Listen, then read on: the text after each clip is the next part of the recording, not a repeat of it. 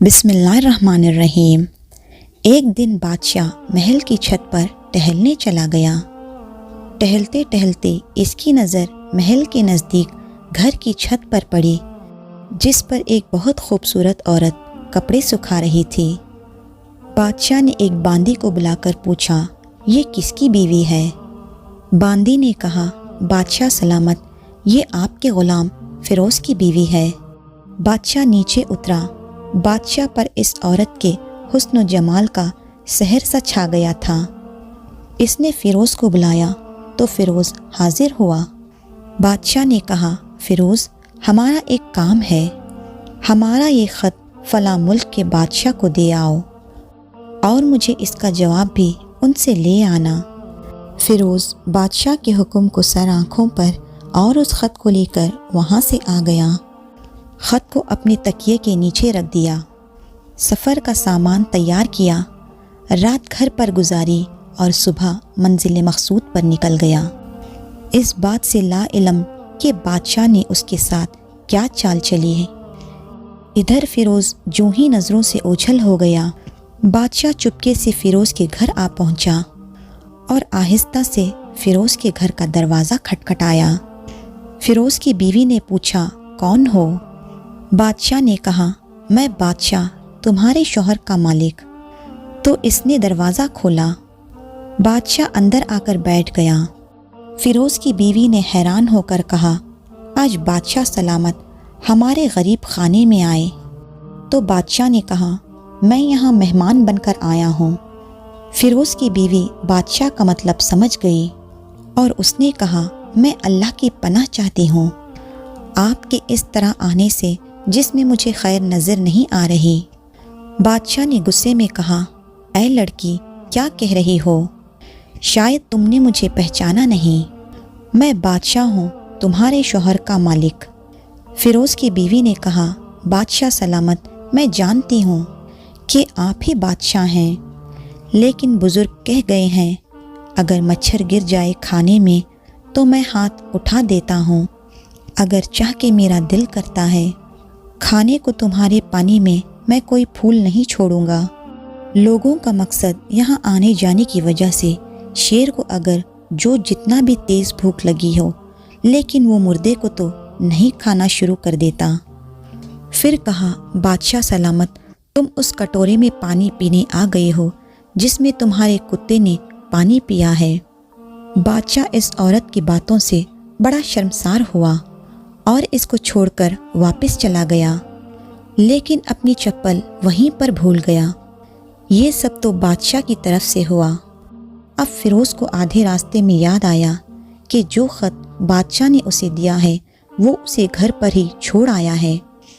اس نے گھوڑے کو تیزی سے واپس موڑا اور گھر کی طرف لپکا۔ فیروز اپنے گھر پہنچا تو تکیے سے خط نکالتے وقت اس کی نظر پلنگ کے نیچے بادشاہ کی چپل پر پڑی، جو وہ جلدی میں بھول گیا تھا۔ فیروز کا سر چکرا کر رہ گیا اور وہ سمجھ گیا کہ بادشاہ نے اس کو سفر پر صرف اس لیے بھیجا تھا کہ وہ اپنا مطلب پورا کر سکے۔ فیروز کسی کو کچھ بتائے بغیر چپ چاپ گھر سے نکلا اور خط کو لے کر وہ چل پڑا، اور کام ختم کرنے کے بعد بادشاہ کے پاس واپس آیا تو بادشاہ نے اسے انعام کے طور پر 100 دینار دیے۔ فیروز دینار لے کر بازار چلا گیا اور عورتوں کے استعمال کے قیمتی کپڑے اور قیمتی تحائف بھی خریدے۔ گھر پہنچ کر بیوی کو سلام کیا اور کہا، چلو تمہارے مائکے چلتے ہیں۔ بیوی نے پوچھا، یہ کیا ہے؟ کہا، بادشاہ نے انعام دیا ہے اور میں چاہتا ہوں کہ یہ پہن کر اپنے گھر والوں کو بھی دکھاؤ۔ بیوی، جیسے آپ چاہیں۔ بیوی تیار ہوئی اور اپنے والدین کے گھر اپنے شوہر کے ساتھ روانہ ہوئی۔ بیٹی اور داماد اور ان کے لائے ہوئے تحائف کو دیکھ کر وہ لوگ خوش ہوئے۔ فیروز بیوی کو چھوڑ چھاڑ کر واپس آ گیا اور 1 مہینہ گزارنے کے باوجود نہ بیوی کا پوچھا اور نہ اس کو واپس بلایا۔ پھر کچھ دن بعد اس کے سالے اس سے ملنے آئے اور اس سے پوچھا، فیروز، آپ ہماری بہن سے غصے اور ناراضگی کی وجہ بتائیں یا پھر ہم آپ کو قاضی کے پاس پیش کریں گے۔ تو اس نے کہا اگر تم چاہو تو کر لو، لیکن میرے ذمے اس کا ایسا کوئی حق باقی نہیں جس کو میں نے ادا نہ کیا ہو۔ پھر وہ لوگ اپنا کیس قاضی کے پاس لے کر چلے گئے۔ پھر قاضی نے فیروز کو بلایا۔ قاضی اس وقت بادشاہ کے پاس بیٹھا ہوا تھا۔ لڑکی کے بھائیوں نے کہا بادشاہ سلامت اور قاضی القضاء قائم و دائم رہیں۔ قاضی صاحب، ہم نے ایک سرسبز بات درخت پھلوں سے بھرے اور ساتھ میں میٹھے پانی کا کنواں اس شخص کے حوالے میں دیا تھا، تو اس نے ہمارے باغ کو اجاڑ دیا اور سارے پھل کھا لیے، درخت کو کاٹ دیے اور کنویں کو خراب کر کے بند کر دیا۔ قاضی فیروز کی طرف متوجہ ہو کر پوچھا ہاں لڑکے، تو پھر تم کیا کہتے ہو؟ قاضی صاحب، مجھے جو باغ دیا گیا تھا وہ اس سے بہتر حالت میں نے انہیں واپس کیا ہے۔ قاضی نے پوچھا کیا اس نے باغ تمہیں ویسی حالت میں واپس کیا ہے؟ تو انہوں نے کہا ہاں ویسی حالت میں واپس کیا ہے، لیکن ہم اس سے باغ واپس کرنے کی وجہ پوچھنا چاہتے ہیں۔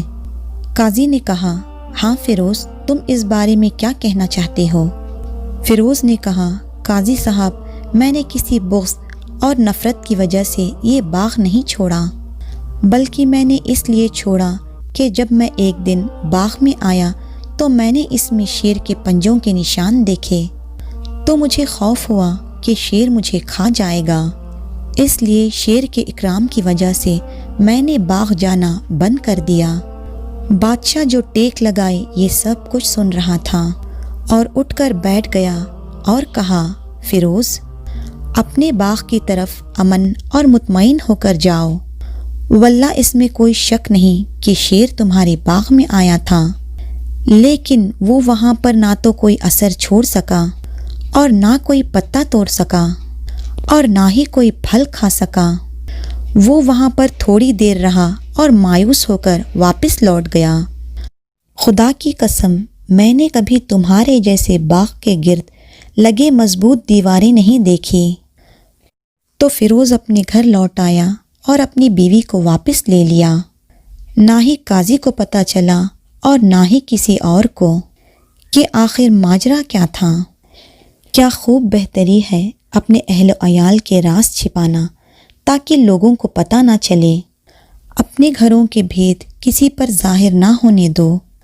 اللہ آپ لوگوں کی اوقات خوشیوں سے بھر دے، آپ کو، آپ کے اہل و عیال کو، آپ کے مال کو اپنے حفظ و امن میں رکھے۔ یہ پیاری سی سٹوری کیسی لگی کمنٹ سیکشن میں ضرور شیئر کریں۔ انشاءاللہ جلد ملتے ہیں ایک نئی ویڈیو کے ساتھ۔ جزاک اللہ خیرن کثیرا۔